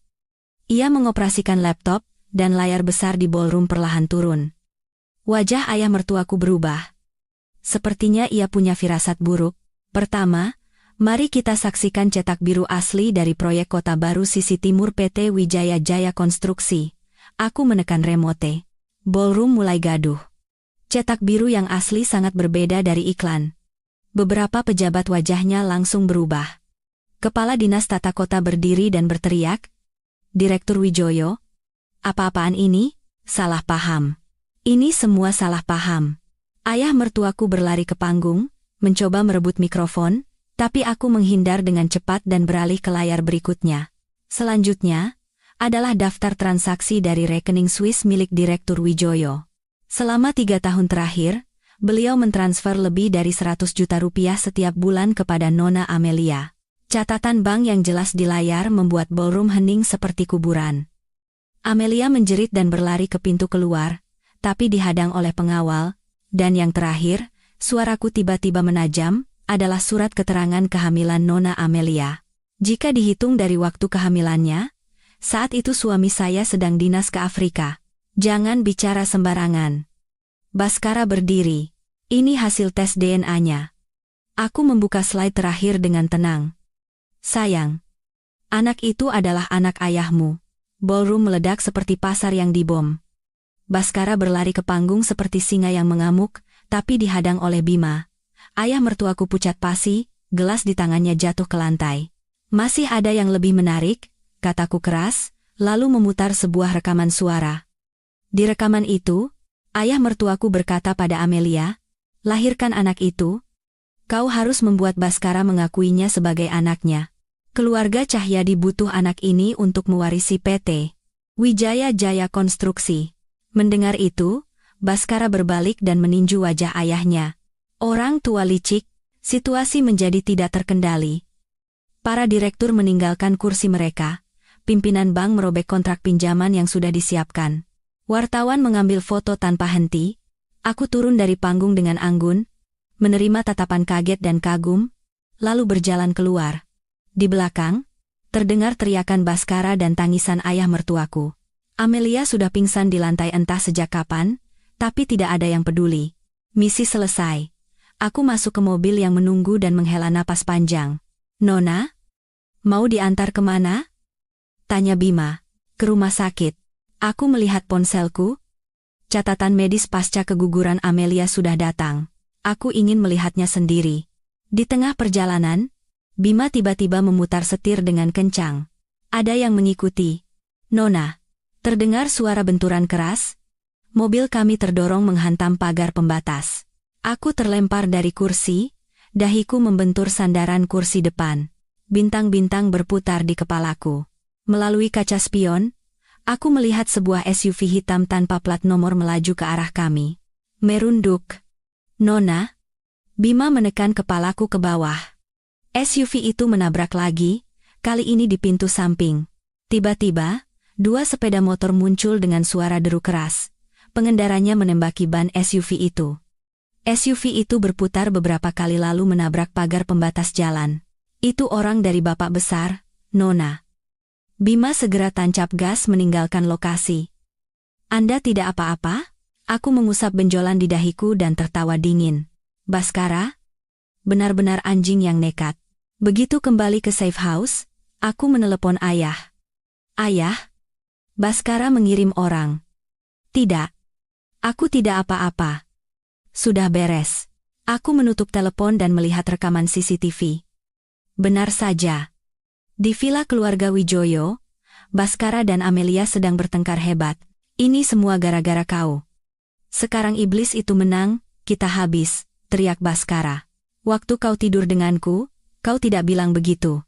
Keluarga Wijoyomu itu sama saja busuknya. Amelia tertawa sinis. Diam. Baskara mencekik lehernya. Aku bisa membunuhmu. Amelia meronta. Lalu mengambil pisau buah di meja dan menyayat wajah Baskara. Baskara menjerit dan melepaskannya. Amelia menggunakan kesempatan itu untuk lari keluar. Aku mematikan rekaman dan berpikir. Anjing saling gigit. Lebih menarik dari yang kuduga. Tiba-tiba, Dimas menelepon. Nona Kirana, hasil rapat darurat Dewan Direksi sudah keluar. Baskara resmi dipecat, dan Direktur Wijoyo dirawat di rumah sakit karena serangan jantung. Bagaimana sahamnya? Auto reject bawah lagi, Dimas tertawa pelan.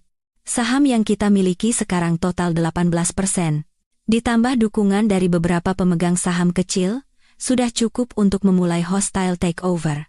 Belum cukup, aku berjalan ke jendela. Malam ini gelap seperti tinta.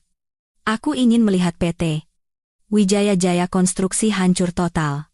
Aku menutup telepon dan membuka brankas, mengeluarkan sebuah dokumen yang sudah lama tersegel, salinan buku harian ibu.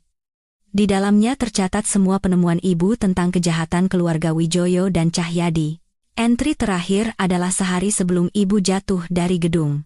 Ibu, sebentar lagi selesai. Mereka semua tidak akan ada yang lolos. Keesokan paginya, Bima mengetuk pintu dengan tergesa-gesa. Nona, ada masalah besar. Baskara dan Amelia menghilang. Villa diacak-acak, aku bangkit. Kapan? Sekitar jam 3 pagi. Penjaga dipukul pingsan, CCTV dirusak, Bima menyerahkan sebuah tablet. Tapi CCTV di ujung jalan merekam mereka dimasukkan ke dalam van perak. Dalam video yang buram, Baskara dan Amelia diseret oleh pria-pria berjas hitam ke dalam mobil. Tidak terlihat seperti pergi dengan sukarela, bukan orang kita. Aku mengerutkan kening. Plat nomornya palsu, Bima menggeleng. Tapi mobilnya menuju ke arah pelabuhan. Aku segera menelepon ayah, tapi yang menjawab suara pria asing. Nona Kirana, jika kau ingin bertemu ayah dan suamimu, datang ke gudang 3 di pelabuhan Tanjung Priok. Sendirian. Kalau tidak, jeritan kesakitan Baskara terdengar dari seberang sana. Gudang kosong di pelabuhan. Angin laut membawa bau anyir. Aku berdiri dalam kegelapan. Sebuah pistol kecil yang kusembunyikan di lengan bajuku terasa dingin, sedikit menenangkanku. Bima dan 6 pengawal lain sudah menyebar di sekitar, siap menyerbu. Nona, area sudah diamankan? Suara Bima terdengar dari earphone. 2 penjaga di depan, 2 di belakang. Total 4. Wajah baru, bukan geng lokal. Dari pemindai panas, Bima melanjutkan. Di dalam ada 4 orang, 2 berdiri, 2 duduk. Salah satu yang duduk posturnya mirip bapak besar. Aku menarik napas dalam-dalam dan menekan earphone. Jalankan rencana. 5 menit kemudian, dari belakang gudang terdengar suara gedebuk dan sesuatu jatuh. Aku menggunakan kesempatan itu untuk berjalan ke depan, dan sengaja menginjak pecahan kaca. Siapa di sana? Terdengar suara curiga dari dalam. Kirana? Bukankah sudah kubilang datang sendiri? Aku bersuara keras. Pintu besi berderit terbuka, dan moncong pistol hitam menempel di dahiku. Pria yang memegang pistol itu bertubuh besar dengan wajah sangar, ada bekas luka jelek di bawah mata kirinya. Periksa dia, perintahnya. Aku mengangkat kedua tangan dan membiarkan pria lain menggeledahku. Mereka mengambil ponsel dan dompetku, tapi tidak menemukan pisau di balik bra atau pistol di lengan bajuku. Masuk! Pria berbekas luka itu mendorongku. Di dalam gelap dan lembab. Satu bola lampu menggantung di tengah, menjadi satu-satunya penerangan. Di bawahnya, seorang pria berjaket hitam duduk membelakangi kami, diapit 2 anak buah bersenjata. Di lantai, Baskara dan Amelia meringkuk. Tangan terikat ke belakang, mulut disumpal kain, wajah penuh lebam. Aku tidak melihat ayah. Nona Kirana. Senang bertemu denganmu. Pria berjaket itu perlahan berbalik. Wajah yang tidak kukenal. Usia sekitar 40-an, hidung bengkok, dan bekas luka panjang melintasi pipi hingga lehernya. Di mana ayahku? Tanyaku langsung. Pria itu tertawa, memperlihatkan gigi kuningnya. Bapak besar Pranoto baik-baik saja, tenang. Hari ini kami mengundangmu untuk menawarkan sebuah kesepakatan. Kesepakatan apa? Wilayah yang ditinggalkan oleh keluarga Wijoyo dan Cahyadi, ia memainkan pisau lipat dengan lihai. Nona Kirana baru saja membereskan mereka dengan cantik. Bos kami sangat terkesan. Siapa bosmu? Itu tidak penting. Ia berdiri, berjalan ke arah Baskara, dan menggoreskan ujung pisaunya pelan di pipi suamiku. Yang penting, kita bisa bekerja sama. Kau balas dendam, kami mengambil alih bisnis mereka. Bagaimana? Mata Baskara melotot ketakutan, ia mengeluarkan suara teredam dan menggelengkan kepala. Amelia sudah pingsan. Aku tertawa sinis. Menculik suamiku hanya untuk menawarkan kerjasama? Kalau tidak begini, bagaimana kami bisa mengundang orang besar sepertimu? Pria itu mengangkat bahu.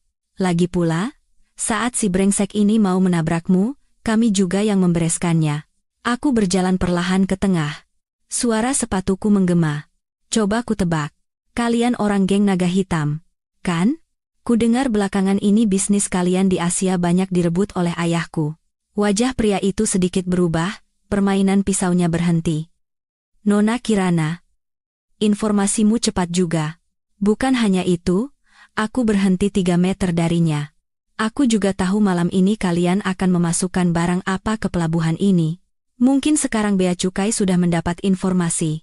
Begitu pria itu marah dan menerjang dengan pisaunya, atap gudang tiba-tiba meledak. Puluhan granat asap jatuh, memenuhi gudang dalam sekejap. Suara tembakan, teriakan, dan langkah kaki bercampur aduk. Nona, merunduk. Suara Bima terdengar di earphone. Aku segera tiarap, dan mengeluarkan pistol dari lengan bajuku. Di tengah asap, pria berbekas luka itu berjalan terhuyung-huyung. Aku menembak kakinya, ia menjerit dan jatuh. 5 menit kemudian, saat asap menipis, belasan pengawal bersenjata lengkap sudah mengendalikan situasi. Pria berjaket dan anak buahnya tertelungkup di lantai. Baskara dan Amelia tergeletak di sudut seperti anjing mati. Bapak besar sedang dalam perjalanan? Nona, Bima membersihkan debu di bajuku. Anda tidak apa-apa? Tidak apa-apa.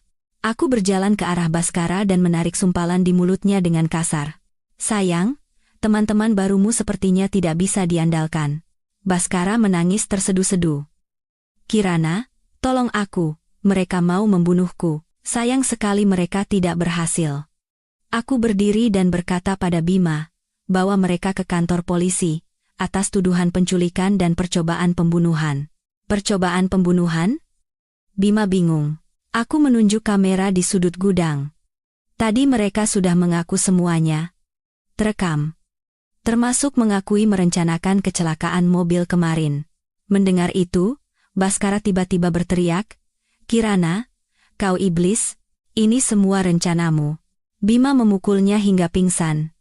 Aku menggelengkan kepala dan menelepon ayah. Ayah, sudah beres. Geng naga hitam mencoba ikut campur. Iya. Bea Cukai sudah dihubungi. Aku tunggu. Aku menutup telepon dan berjalan keluar gudang. Matahari pagi yang baru terbit mewarnai pelabuhan dengan warna keemasan. Sirene polisi terdengar semakin dekat, dan dari arah lain, mobil ayah melaju kencang. 4 hari kemudian, gempa besar mengguncang dunia finansial Jakarta. Macan Perkasa Group mengumumkan akuisisi resmi atas PT Wijaya Jaya Konstruksi. Aku, sebagai pewaris grup, mengadakan konferensi pers, membongkar semua korupsi yang telah lama terjadi. Di hari yang sama, polisi menggeledah kantor pusat Nusantara Group, dan Direktur Cahyadi ditangkap atas berbagai tuduhan. Fotoku saat diwawancarai media di depan gedung PT Wijaya Jaya Konstruksi menjadi berita utama di semua surat kabar. Setelan Chanel, kalung berlian merah peninggalan ibu, dan sikap percaya diri, sangat berbeda dari citra korban yang kakinya dipatahkan dan dikurung di gudang setengah tahun yang lalu. Nona Kirana, sebagai direktur utama yang baru, apakah Anda akan mempertahankan jajaran manajemen lama? Tanya seorang wartawan wanita. Aku tersenyum. Tentu tidak. PT Wijaya Jaya Konstruksi butuh perombakan total, dari manajemen hingga budaya perusahaan. Ada rumor Tuan Baskara, suami Anda, dituduh menggelapkan dana dan menjadi dalang pembunuhan. Bagaimana tanggapan Anda?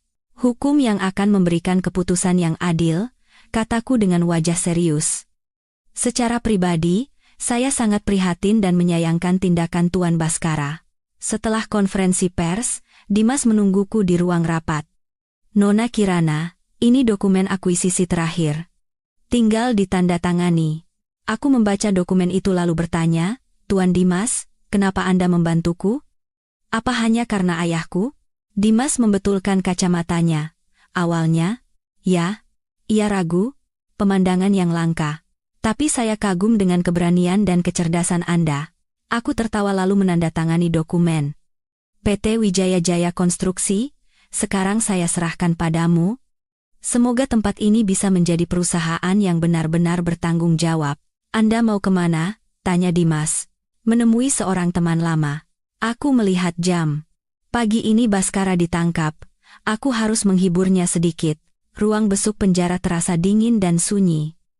Baskara, mengenakan seragam tahanan oranye, tampak kuyu dengan janggut tak terurus dan mata merah. Begitu melihatku, ia berlari dan menggedor kaca anti peluru, tapi ditahan oleh sipir. Kirana, iblis. Ia memukul-mukul kaca dengan marah. Aku mengangkat gagang telepon dengan santai. Mas Baskara, tuduhanmu, penggelapan, penipuan, dalang pembunuhan. Totalnya mungkin kau akan di sini minimal 20 tahun. Oh ya, Amelia sudah berbalik menjadi saksi, lo, menyerahkan semua bukti bahwa kau dan Direktur Cahyadi bekerja sama merencanakan pembunuhan warga yang protes. Wajah Baskara pucat pasi. Bohong. Itu ulah si tua Cahyadi? Oh ya? Aku mengeluarkan perekam suara dan memutarnya. Di rekaman itu, suara Baskara jelas berkata, bereskan para provokator itu, mati 1-2 tidak apa-apa. Itu editan. Rekaman itu editan. Baskara menjerit histeris. Pengadilan mungkin tidak akan berpikir begitu. Dan soal anak yang dikandung Amelia, hasil tes DNA sudah keluar. Bukan anakmu. Baskara terdiam, lalu terduduk lemas seolah jiwanya melayang. Terakhir, PT Wijaya Jaya Konstruksi sekarang milikku. Semua saham atas namamu dan ayahmu sudah disita sebagai ganti rugi penggelapan dan kompensasi untuk para korban. Saat aku keluar dari penjara, matahari bersinar terik. Bima menungguku di samping mobil. Nona, Bapak Besar meminta Anda ke rumah besar. Ada hal penting yang harus dibicarakan. Baik. Aku masuk ke mobil. Selama setengah tahun terakhir, aku berubah dari korban pernikahan menjadi pewaris organisasi dengan aset triliunan. Kepuasan balas dendam perlahan memudar, digantikan oleh kehampaan. Ibu, lihatlah, orang-orang yang menyakitimu sudah mendapatkan balasannya. Ponselku bergetar. Pesan dari Dimas. Berita terbaru. Direktur Cahyadi meninggal di penjara karena serangan jantung. Hasil otopsi menemukan racun kronis di tubuhnya. Aku menatap layar dan perlahan tersenyum. Ayah sudah merencanakan semuanya. Bima, beritahu ayah aku akan datang makan malam. Dan hubungi bank di Swiss. Buat janji untuk menyimpan kalung ibu di brankas. Baik, Nona. Melalui kaca spion, aku melihat cakrawala kota berkilauan di bawah matahari sore. Eraku baru saja dimulai. Di penthouse di lantai teratas gedung yang kini bernama Kirana Tower, aku memegang segelas whisky dan menatap pemandangan malam Jakarta. 3 bulan sejak Baskara di penjara dan perusahaan ini berganti nama, hampir setiap malam aku berdiri di sini, tapi rasanya masih tidak nyata. Ibu Direktur, ini laporan keuangan hari ini. Dimas masuk dan meletakkan dokumen di mejaku. Sejak proyek kota baru diluncurkan kembali, penjualannya melebihi ekspektasi.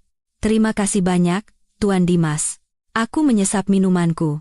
Dimas tidak pergi. Ia mendekat.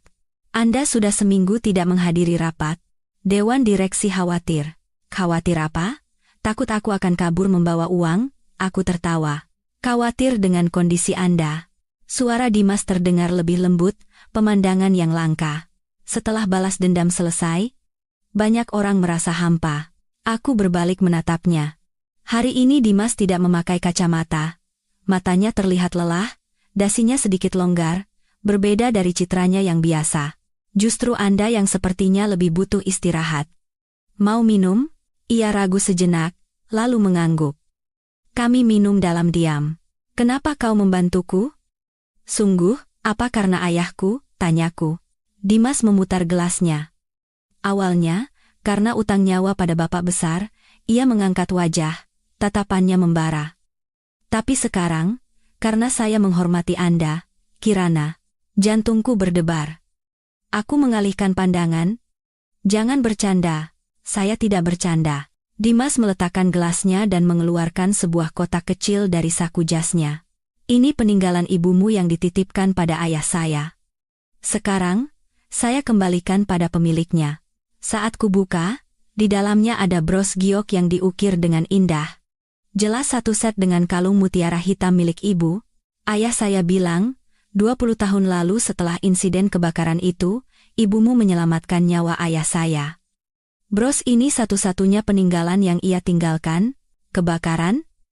Kebakaran apa? Bapak besar, tidak memberitahumu? 20 tahun lalu, pabrik kimia milik Cahyadi meledak, menghancurkan 3 desa di sekitarnya. Gelas di tanganku terasa berat. Ibuku meninggal tepat setelah insiden itu. Aku harus melihat buku harian ibu. Aku meletakkan gelas dan bersiap pergi. Tunggu, Dimas menahanku. Saya sudah tahu alasan sebenarnya Wijoyo mengirim uang ke Amelia. Uang itu tidak pernah sampai ke Amelia, tapi ke Cahyadi. Wijoyo membayar uang tutup mulut selama ini untuk menutupi fakta bahwa 20 tahun lalu, mereka bekerja sama membunuh ibumu. Flash drive di tanganku terasa dingin. Lagi-lagi, 20 tahun yang lalu, masa tergelap dalam hidupku. Besok aku akan menemui ayah dan menanyakan semuanya. Di loteng rumah ayah, di dalam sebuah kotak berdebu, aku menemukan buku harian kulit coklat milik ibu. 3 Mei 1998. Mendapatkan bukti penting. Adegan Cahyono memukuli warga sampai mati di lokasi konstruksi. Besok harus lapor. 4 Mei 1998. Wijoyo datang, menawarkan uang untuk membeli film negatif. Aku menolak. Saat pulang, tatapannya menakutkan. Ada yang mengikutiku. Aku menyalin film negatif dan menyembunyikannya di dalam buku harian. Tulisan terputus di sana. Halaman terakhir disobek. Aku mengobrak-abrik kotak dan menemukan sobekan foto lama. Foto ibu bersama Wijoyo dan Cahyono, di depan papan nama PT Wijoyo Kimia. Di belakang foto tertulis, Rapat Pemegang Saham Wijoyo Kimia, 1997. Ibuku marganya Imasari. Ayahku Pranoto. Mungkinkah ibu juga pemegang saham? Tiba-tiba, Bima menelepon. Nona, bapak besar dilarikan ke rumah sakit. Serangan jantung. Di koridor rumah sakit, lampu merah di depan ruang operasi belum padam. Ayah sudah 3 jam di dalam. Apa yang terjadi? Tidak tahu, Nona. Setelah bertemu dengan perwakilan geng naga hitam, beliau tiba-tiba mengeluh sakit dada. Kata salah satu tetua geng. Nona, bapak besar menyembunyikan sesuatu darimu. 20 tahun lalu, kebakaran itu adalah sabotase. Bapak besar. Cahyono. Dia ingin menyingkirkan saingan dan mendapatkan uang asuransi. Tiba-tiba pintu ruang operasi terbuka. Dokter keluar. Sudah melewati masa kritis. Tapi usianya paling lama tinggal 6 bulan. Aku masuk ke kamar rawat. Ayah dikelilingi banyak alat. Kirana, kau sudah lihat buku hariannya? Sudah. Film negatif yang ibu sembunyikan? Di mana? Di ruang kerja. Di bawah papan lantai ketiga. Kirana, macan perkasa. Ayah titipkan padamu. Tidak? Ayah? Jangan berpikir begitu. Ayah memegang tanganku erat. Cahyadi sudah mati, tapi naga hitam tidak akan diam. Kau mau perang habis-habisan? Atau bubarkan saja. Macan perkasa terlalu kotor. Bukan tempat untuk anak sepertimu. Kirana, jangan jadi seperti ayah. Aku pergi ke ruang kerja di rumah. Mencabut papan lantai ketiga. Di bawahnya ada kotak besi berkarat. Di dalamnya, beberapa roll film negatif dan sebuah surat. Surat dari ibu untukku. Untuk Kirana tersayang. Jika kau membaca surat ini, ibu mungkin sudah tidak ada lagi. Jangan bersedih, ini pilihan ibu. Balas dendam tidak membawa kedamaian, hanya keadilan yang bisa. Ibu selalu mencintaimu. Aku jatuh terduduk di lantai dan menangis. Tiba-tiba, pesan dari Dimas masuk. Saya sudah tahu. Ibumu tidak jatuh dari gedung. Beliau dicekik sampai mati, lalu dilempar dari atap. Keesokan paginya, aku mengumpulkan para tetua organisasi di markas.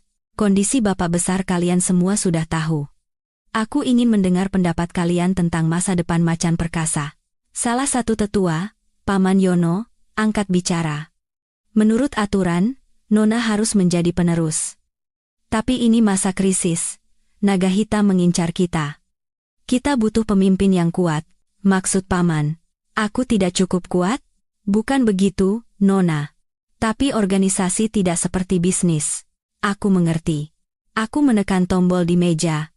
Bima dan para pengawal bersenjata masuk. Kalian punya 3 pilihan. 1. Bantu aku mengubah Macan Perkasa menjadi perusahaan legal. 2. Ambil uang pensiun dan pergi. 3. Aku mengeluarkan setumpuk dokumen dari laci, menyerahkan diri ke polisi. Semua prestasi kalian tercatat di sini. Akhirnya, sebagian besar tetua memilih pensiun. Paman Yono pergi dengan marah, berkata akan bergabung dengan Naga Hitam. Bima, awasi gerak-gerik Paman Yono. Dan atur pertemuan dengan bos Naga Hitam. Siang itu, aku dan Dimas pergi ke lokasi proyek kota baru. Tempat itu telah berubah menjadi taman yang indah, penuh tawa anak-anak. Inilah yang diinginkan ibumu, kata Dimas. Saat itu aku mengerti. Ibu meninggalkan ayah bukan karena tidak cinta, tapi karena berharap generasi berikutnya tidak perlu hidup dalam kekerasan dan kebencian. Kirana, Dimas tiba-tiba berlutut dan mengeluarkan sebuah cincin. Aku tahu ini mungkin terlalu cepat, tapi aku ingin serius denganmu. Beri aku waktu, aku menyentuh bibirnya. Mataku terasa panas. Setelah aku menyelesaikan urusan ayah dan Macan Perkasa, aku akan menunggu. Tidak peduli berapa lama.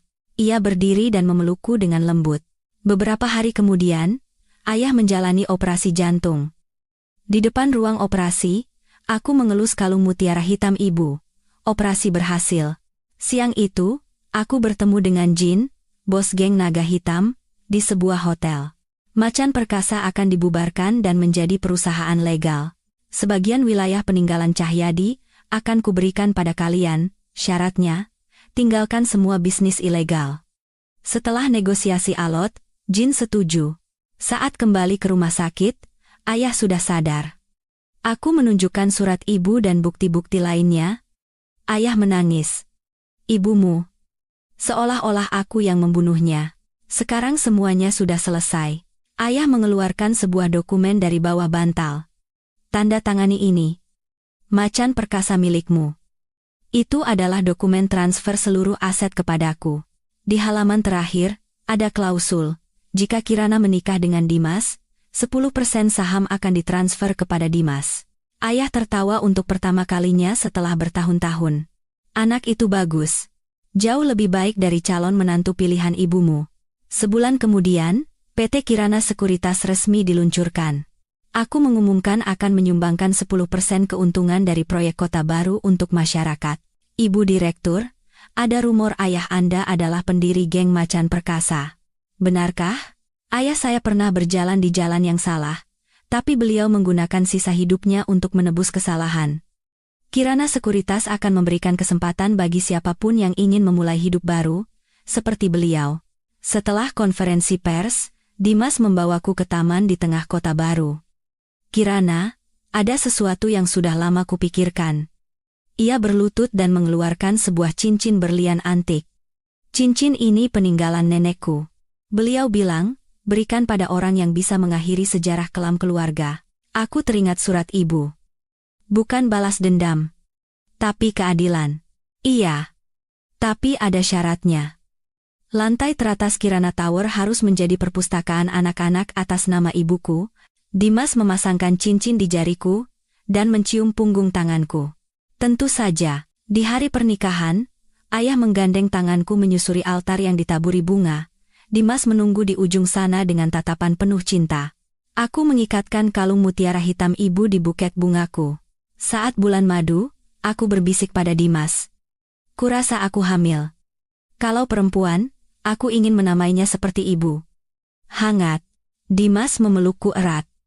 Terima kasih, Kirana, telah memutus siklus kebencian yang mengerikan ini. Fajar baru menyingsing di kejauhan. Mutiara milik ibu berkilau di bawah cahaya bintang, seolah menjadi akhir dari segalanya, dan awal dari segalanya yang baru.